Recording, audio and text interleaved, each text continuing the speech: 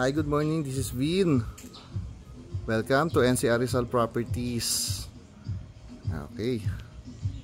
Lang So we're here in Upper Antipolo. Okay. Again, Upper Antipolo po ito ha. So meron tayong 5 units dito. So yung gawa na, yung ready for occupancy, at least mga nasa 95% na to. Parang nakikita ko kayo na ilalagay na lang yung mga free na mga aircon. So ito 6.5, yung tatlong nasa gitna is 6.3 pag pre-selling po ha. Pero pagka natapos na yan, pwedeng 6.5 or pwedeng mas mataas pa. Yung nasa dulo, i-announce pa. Okay? Tara, pasukin natin. So yung lot area na ito is nasa 72 square meter. At yung parking space niya, good for 1 car. I think SUV kasya din naman po. Pasok tayo sa loob. Yan. Spacious to for a 6.5 million property. Okay. May mga cabinets na rin dito. Then, meron po tayo dito toilet and bath. Ayan. O sakto lang. Sa space, medyo mas maliit siya kung ikukumpara ko sa iba. May shower room na rin doon. Right? Pero again, 6.5 lang po ito. Then may mga, ito na po, free na po ito eh. Yan, yung cook range and range hood, libre na po yan. Okay. Then dito sa ating service area, meron po tayo ditong maids quarter. Okay. So ayun yung maids quarter natin, ito yung space.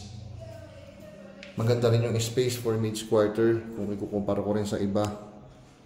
Nakapresyo niya, no?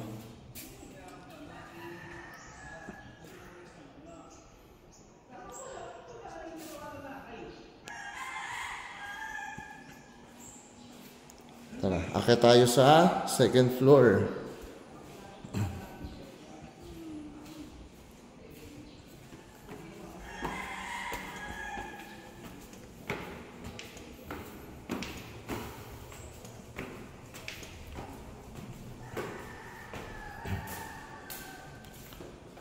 Alright, so yung first bedroom, ito magaganda space ng kwarto nito. Yan. Ayan o. Diba? Tapos may built-in cabinets na rin siya. Sa side na to, merong terrace. Ayan. Tapos may grills na rin. Maganda yan, malagyan ng polycarbonate, no? Yan. So again, ito yung first bedroom natin. Maganda yung space nito. Ayan, no? Okay.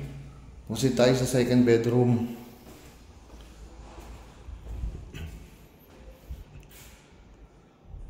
Ito yung second bedroom natin.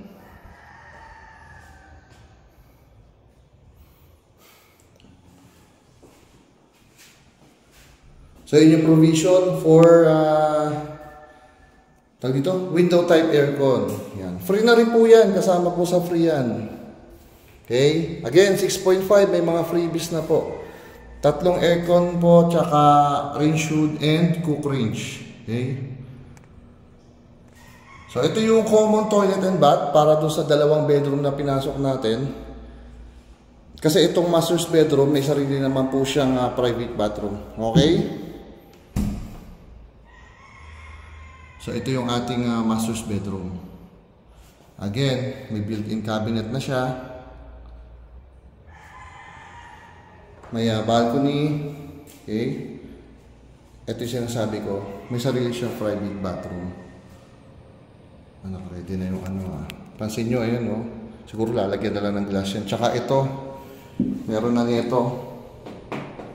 Ayan, para hindi lalabas yung tubig. Maganda. Okay. So again, 6.5 million po ito. Itong pinasok ko, yung mga katabi ko, 6.3 million.